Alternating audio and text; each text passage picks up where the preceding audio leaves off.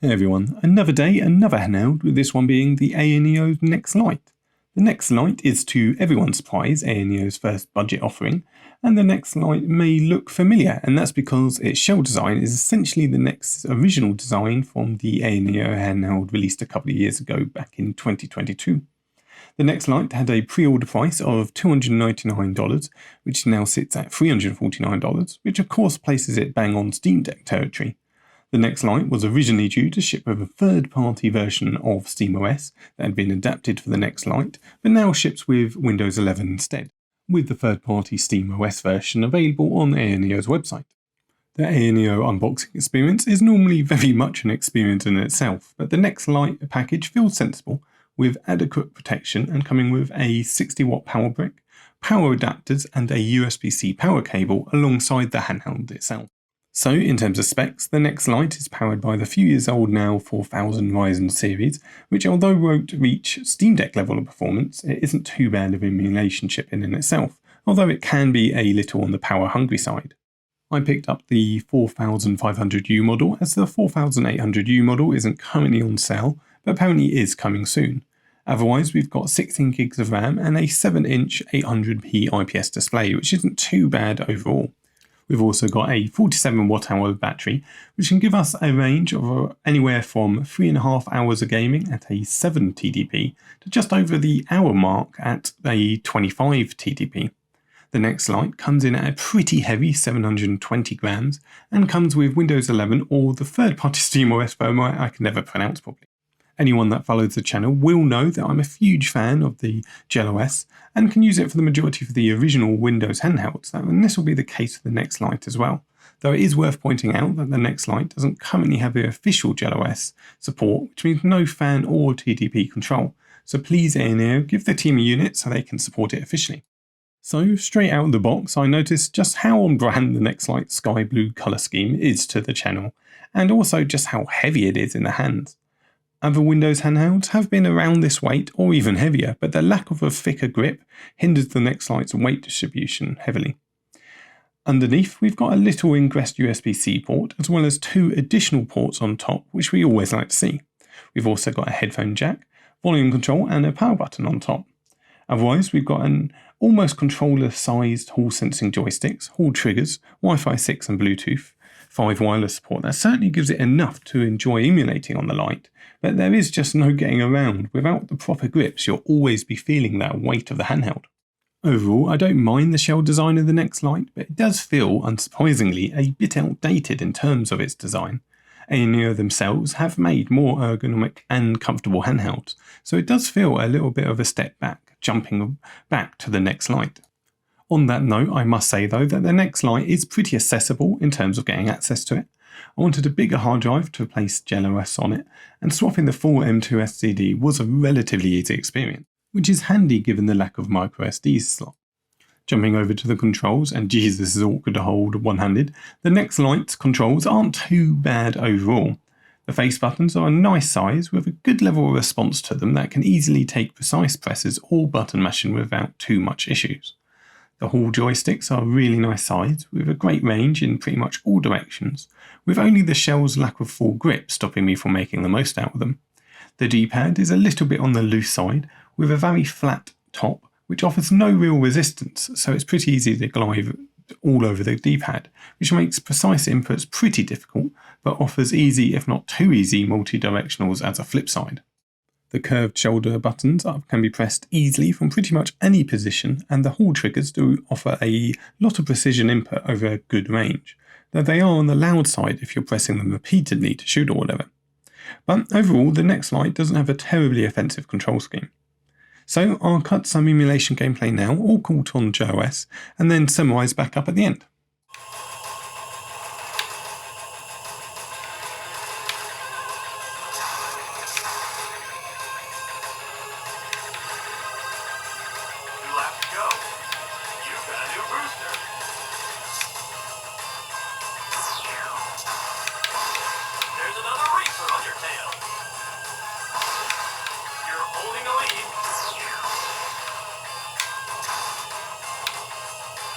You're about to lose.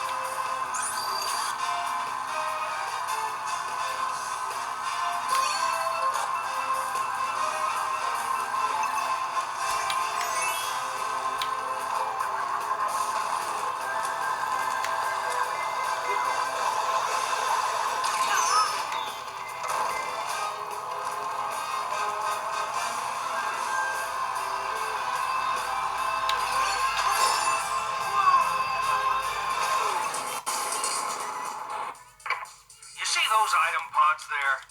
Get them.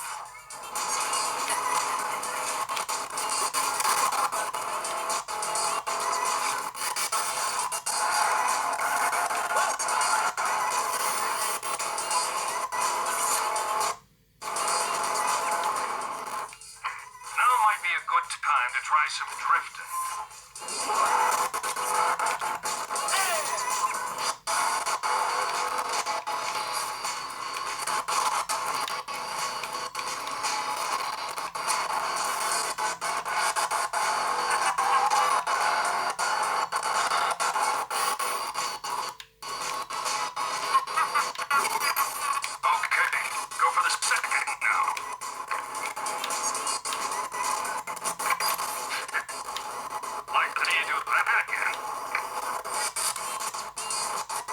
So, although I personally think that the Next Lite will have a very hard time convincing those away from the Steam Deck at this price range, it's generally great to see AyaNeo explore some budget options.